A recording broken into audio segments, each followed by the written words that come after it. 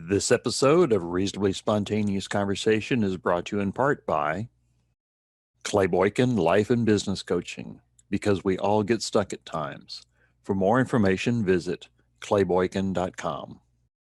By Janelli Bean, for fun and engaging children's books with cute and colorful characters. For more information, visit janellibean.com.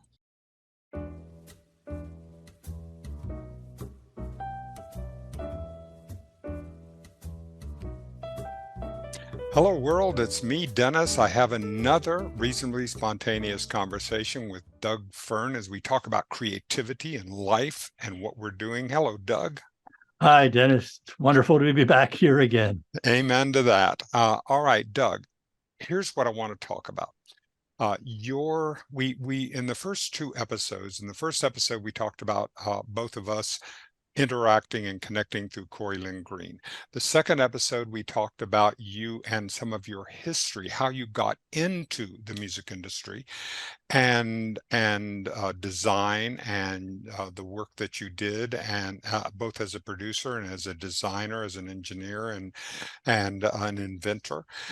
Now I want to talk about, both of us are at 74, and one of the things that I'm so excited about you is that you are in what feels like such a creative burst, and that's what excites me too. I feel like I'm at the prime of my life. I have an opportunity really to be able to be creative and to work on it. So I want to talk about about your perspective on that. What are the vistas? What's the thing inside of you that's burning, that like when you were creating a studio, or like when the work that you're doing, what are the things that are keeping you excited and engaged and involved, that you're looking, and what are you learning about yourself? How do you keep yourself creative as an artist? Well, it's funny that you say that you feel like you're in the most creative part of your lifetime so far, and I feel the same way. I think it's when we get past the point where we have, pressure on us to make it a living, and all the other things that in life that impose limitations on us. When some of those disappear and we have that freedom, I think that's the time when creativity really has an opportunity to blossom. And it often makes me say, wow, I wish I could have done this 50 years earlier. But, who knows if that would have worked or not? Who knows? But I think for me, I love recording. I always say to my wife, I say on a holiday, like yesterday, it was a holiday, and I said, I don't have anything to do. The phone's not going to ring. Nobody's going to send me email. I can do anything I want today. What do I want to do? And I sort of poke around the computer a little bit and answer some emails that have been neglected for a while. And then, that's all done. I have a new book to read, and I read some of that.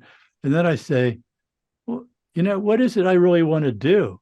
And my answer is, I want to go create something. I want to go down to the shop and work on a prototype for a new product I'm working on, or I want to write something, or I want to, most of the writing I do these days is for the podcast, because I script them, except the interviews, but all the ones, at least except for the first few, were all scripted, because that was the only way I'd be sure that I didn't miss anything. And so that's a creative process, which usually takes me about 2 weeks from the time I come up with an idea until I'm ready to record it.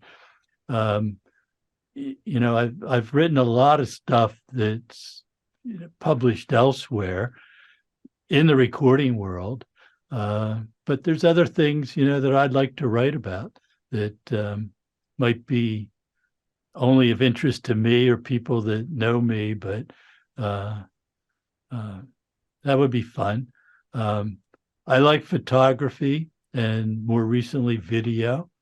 That Shame video, I shot that with Corey right here in the studio.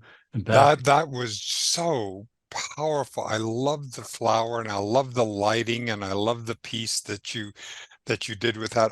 That was just extraordinary. And we'll have a link to it. And people look at the bottom so you can take a look at the video and see what you're doing. Go ahead, continue. Yeah, well, that's super simple. And Oh, yeah. Well, I mean, you say super simple, but let's understand simple is a really challenging thing to be able to pull off. I guess that's true. So I just want to acknowledge that, because I see the classicness in that shot, and I see the piece, that I see the subtleties in the lighting and the flower that's there, and that you're doing, and it's stunning. It's absolutely stunning in its beauty and the complexity of the simplicity. Yeah. Well, a lot of that I have to Corey gets the credit for, because You'd hope so. This is the and that's the one of the things about you that I want to talk about more. And I know I interrupted you there, but so hold the thought if we come back to it. But I always preferred in my life, I always preferred doubles to singles.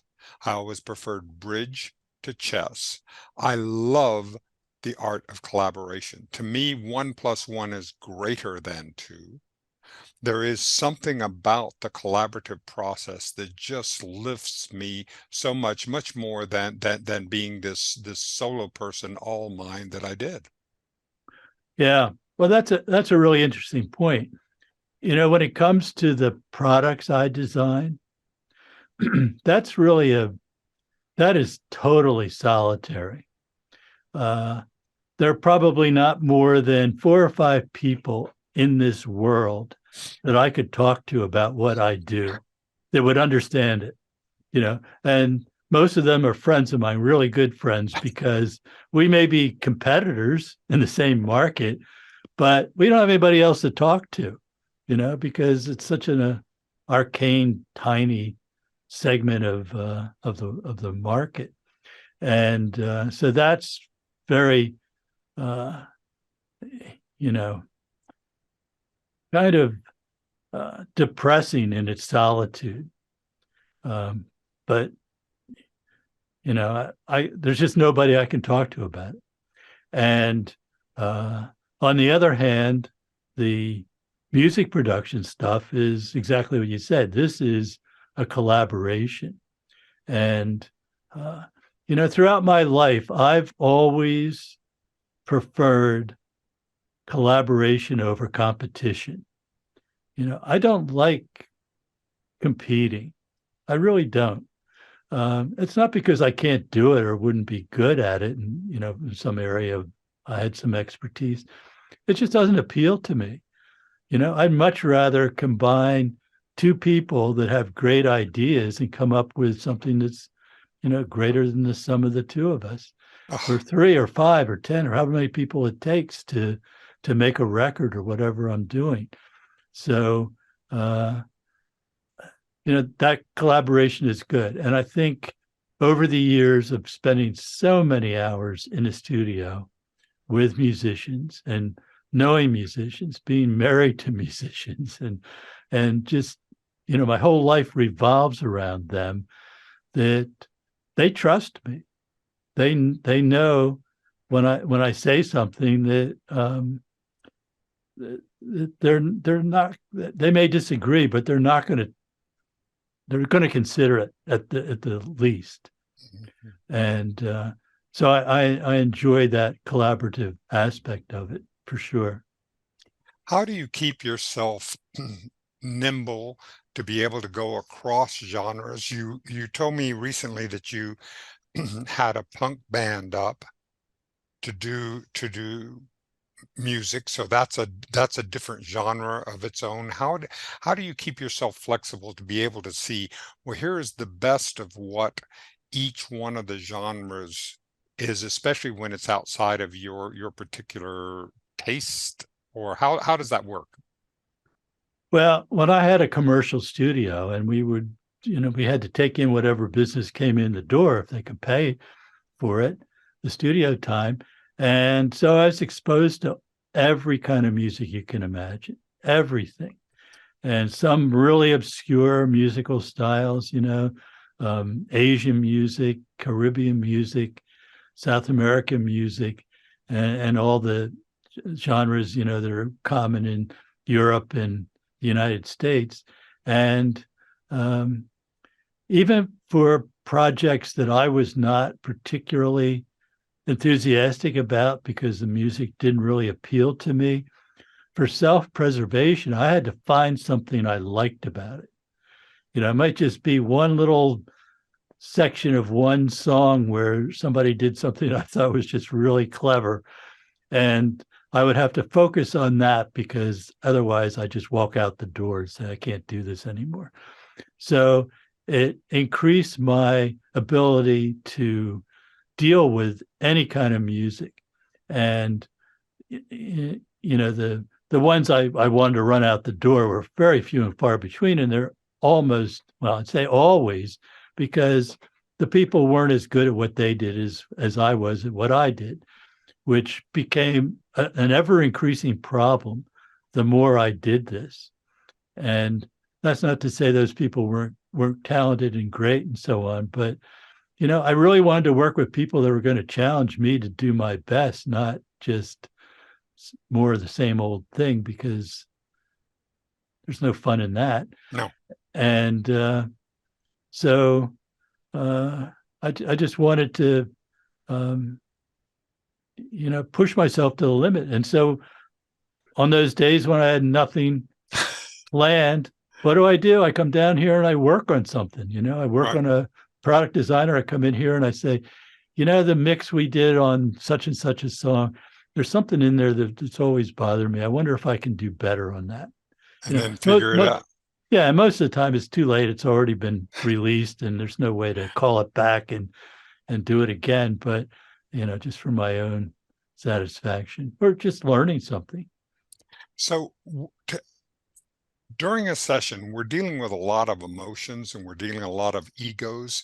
How do you manage performers' egos? I don't mean manage, that's maybe not that. How do you deal with it to be able to do when emotions are high, people are very tied to what they want, they might even be overtired or strung out or whatever it is within a particular session? How do you get the temperature when you walk in and deal with that session? I know I'm asking a very broad question, but could you pick something in there and help me to get an understanding from a producer's point of view? Well, I don't have that problem anymore, because I pick the people that I know are going to be compatible and who I get along with, and they all get along with each other. And so there's never any of that. There's never any ego. We can be in there, generally like with Corey's songs, but this can be with anybody. We'll just all sit around. Corey likes to sit on the floor in the studio with other musicians sitting on the floor around her. And we just sit there as she plays the song and they come up with their ideas and so on. And, every once in a while, somebody will come up with something. This is very spontaneous. This is not this and fleeting. So whenever somebody comes up with something I really like, I say, stop. What did you just do? Do that again. That's what we want, or I'll say, especially if it's something they're all excited about and want to work out and everything. And I'm sitting there thinking it doesn't fit, and I'll just say, that's a great idea, but it's not right for this song. And I think the biggest problem I run into with musicians for anybody I'm producing is that the players on the session don't understand the song. And they don't listen to the words, and they don't understand what the message is and what we're trying to convey. So sometimes I just have to stop everything and sit down with them for 5 minutes and just say, here's what this song's about. And this is what we need to convey. This is the emotion. This is, and Corey could do that as well. But I think it's better coming from me than it is you know, Yeah. She shouldn't have to do that. And you know, and then everybody sort of goes back to trying their parts again, and then they're on target. So God, so that, and you know, you have to be very sensitive to what's going on out there with those people, because yes. it's super demanding on them. They're trying their best, you know, to be to deliver exactly what I want, what Corey wants, what they want. And it's stressful, and they're pushing themselves to the limit often, which is, well, I'll give you an example. We did one of Corey's songs, that'll be out January 16th, has a harpsichord on it. It's a 1731 harpsichord played by a colleague of mine, who actually, he and his brother have taken over my company. But he's been playing harpsichord since he was 5 years old. Great harpsichord player. And he was really enthusiastic about doing this part. You don't hear harpsichord on Appalachian music very often, but you know, without going into a lot of detail about that, but the banjo and harpsichord come from the same tradition. So it made perfect sense to me. And he had this old harpsichord that wasn't in great shape, but he felt was the right one for this song. And it was perfect. But a harpsichord, you know, has quills that pluck the strings. When you push down on the key, like a piano keyboard, this little quill comes up and plucks that string. And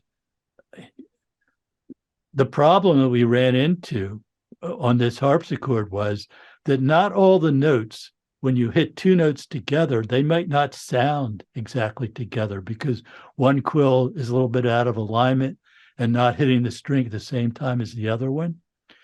And this player, George Hazelrig, was so good at this. He said, just give me a minute. I have to figure this out. And he had these very complex runs where he had to make time compensations when he hit the notes to make it come into time, you know? And that's like, imagine this mental stress involved in that, you know? So my point is, when you have people that are pushing themselves to the limit, which you can do in the studio because you only have to get it right once, and then it's preserved for eternity, hopefully. You have to be sensitive to when they're reaching that point where you're getting diminishing returns.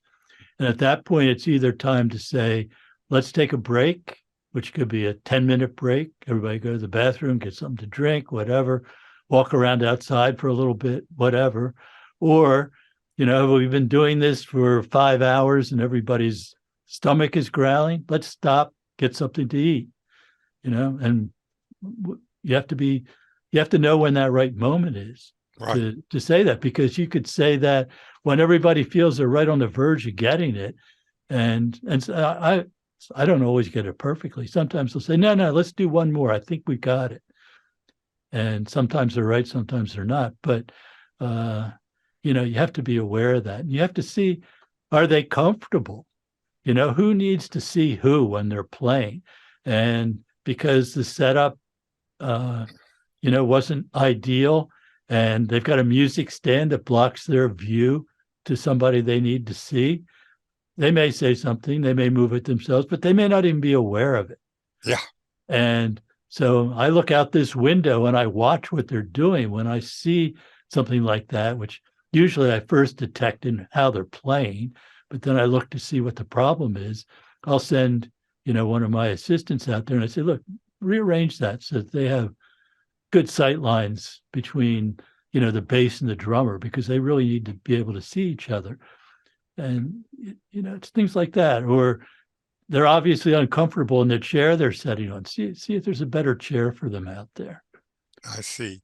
Well, is there a drug, alcohol, tobacco policy in a Doug Fearn studio? How do you deal with that, of course, over the course of your producing career? Because I understand that drug, alcohol, and tobacco is an important aspect of many of the artists that you would produce. Not today, it's not. not an issue. I But mean, it was then. what they do after the session is their business. But these are professionals, they can't afford Thank you. to they can't afford to mess things up because they're not at their peak of their performance. But in the studio days when, I had all kinds of people, and I mean, I did a reggae album with a bunch of Jamaicans where you couldn't see through the studio from the pot smoke, Exactly. And they played great. It was fine. It's just the way they were Yep. used to performing. But, I also had big name producers who would show up the session totally inebriated and continue to drink through the whole session. Yep. And people smoked too. Yep. And in my control room, I had a sign that said, "We appreciate you not smoking," because this was in the days before, you could really make a policy. Exactly. And most people were good about that. They go outside to smoke because I never smoked. I never used any drugs, and I don't drink. So, all those things were kind of offensive to me, not mainly because they reduced the output of the musician because Exactly. they can't do their best under those conditions. No. I mean, some do, but that's an exception, not the rule. Doug, I want to ask you because I find it interesting. You also seem to have a policy, a personal policy, to be an anti-name dropper. Because I have heard you talk very often about, well, this act or that or what you do. And I know that you have had, but you have an almost lawyer-like protection of the people that you work with. This was a conscious thing that you decided to do? I think so. I mean, some people I know that are reasonably famous, they're good friends, and they'll tell me stuff that I'm a friend because they trust me. Because even as much as I'd want to come home and tell my wife, you know what, so and so, whatever the story was, I don't do it because maybe I could trust my wife, but I couldn't trust anybody else to keep that to themselves because they say, "Oh, I got this really juicy tidbit about so and so. I'm not supposed to say anything, but I can tell you because you're my good friend." Well, pretty soon, everybody knows that, and you've betrayed their trust. And I won't do that to people. I just won't. So I don't. It's a lovely thing because it keeps me because I don't know that adds anything to the story if we're talking about that, irrespective of wherever of whomever it is. It just doesn't add anything to the story if we're really talking about it. Doug, do you feel with all the people that have that are in the music industry and that are trying to get music, are people coming in and the music that you're hearing, is there a higher level, a degree of skill across the board? Do you see this as being a high creative with 10,000 songs a day? Does that end up pushing the envelope to the higher creatives of all kinds of music? Do you see this as a trend? What do you see there? And especially as I'm understanding with computers and AI that you can make adjustments to music that you wouldn't have been able to do, actually artificial adjustment, change people's pitch or do again, I don't understand it enough to talk about it, but can you pick something in there and talk about it? Yep. Well, I think you have to first go back to the old days when record companies decided all the music you were ever going to hear. They were the gatekeepers. If it didn't go through a record company, nobody's ever going to hear it. So, for better or worse, we had this great movement when it became possible for anybody to put any music out there for the world to hear. Great freedom for everybody. But in the old days, the record companies, even though their policies might not always be as admirable as we would hope, I suppose like any other money-making business. Sure.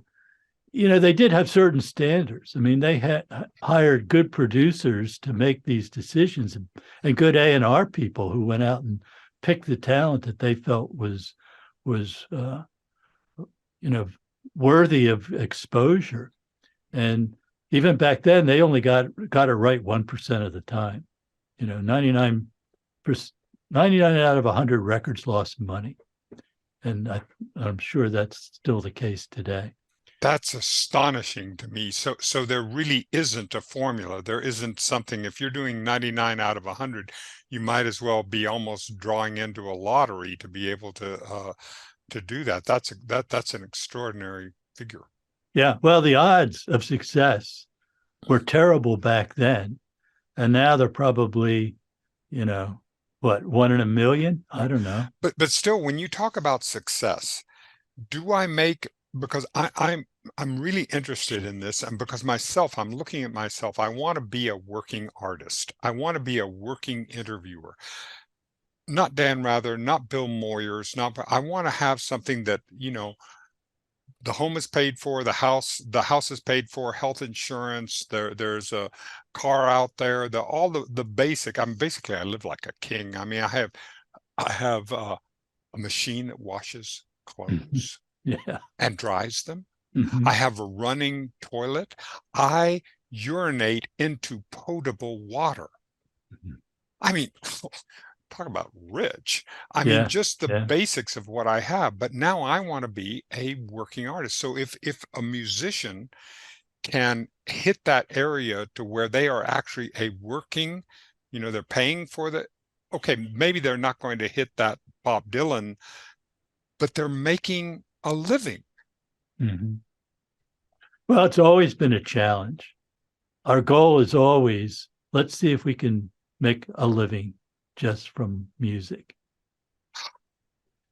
Wonderful. Doug, I'm going to leave it right there for this part of the podcast, because that's what I believe, that people's creative spark, that place where each one of us can find that place where we are contributing and creating and bringing it all together. I believe that we can do that wherever we're working, whether we're working with a team at a particular job, or whether we're working in our own artistry or our own passions. There is something there that I think that we can all have, and that's you hit exactly the zone that I want to be able to continue to talk about. Okay. Well, and one thing, and we'll save this for next time, is that with most of the artists I'm producing, we agreed early on that we're not making recordings because we think this is going to be successful. We're making the music we want to make the best way we know how to make it. And we're not at all concerned about its commercial potential, because you can't influence it. We can talk about that next time. And we will. This is exactly the place. Doug Fearn, thank you so much for spending this time with me, and for learning and growing with me, so that we can see what we can develop and what we can create together. It's great, Dennis. It's always fun talking to you. Thanks. Well, thank you. And thank you, everybody, for watching this third episode with Doug Fearn and me on Reasonably Spontaneous Conversation. And we will see everybody next time. This episode of Reasonably Spontaneous Conversations has been brought to you in part by In Search of the New Compassionate Male. For more information, go to newcompassionatemale.com.